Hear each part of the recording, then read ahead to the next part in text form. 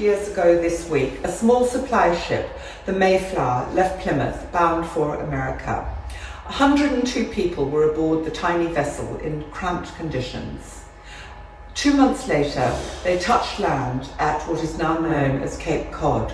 For the next 2 weeks, the settlers took a small boat and sailed around the coast, exploring for the best land to make a new settlement. They finally alighted upon some land formerly belonging to the Wampanoag people and decided to build their settlement there. After initial skirmishes, the native inhabitants and the settlers developed a modus vivendi, and of course, after their first difficult winter, this resulted in the feast which has been known ever since as Thanksgiving Day and celebrated in America. What has all this got to do with this work of art I'm standing in front of, you might ask? Well, if you look very closely, it's not just a bookshelf. As I take steps backwards, you will see that the coloured books make the image of the British Isles, and they are set in a sea of blue books. All of these books, these blue books, are real books taken from the Library of Congress. And the artist, Phil Shaw, has arranged them in such a way that the American book is placed in exactly its geographical location in the British Isles. So here indeed you have Liverpool, but it's Liverpool, Texas. Here you have Perth, but it's Perth, New York.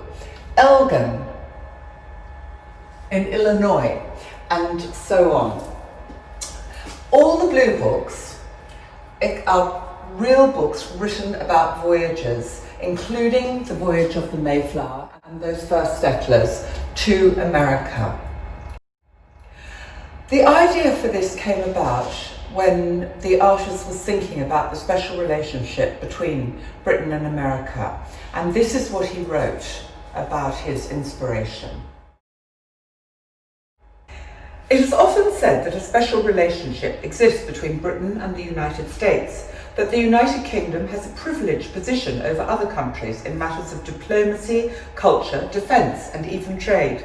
Whatever the truth of this is, and despite Oscar Wilde's assertion that we have really everything in common with America nowadays, except of course language, one relationship remains certain, a relationship which has everything to do with our common language. An interesting aside, while researching this piece, it struck me as curious that many of the US namesakes are tiny compared to their British counterparts. New London County in Connecticut, for instance, has a population of under 10,000 compared to the UK capital's 8.5 million. The voyage of the Mayflower, and indeed subsequent voyages, are all written about in these books, and you can trace the whole history of British voyages.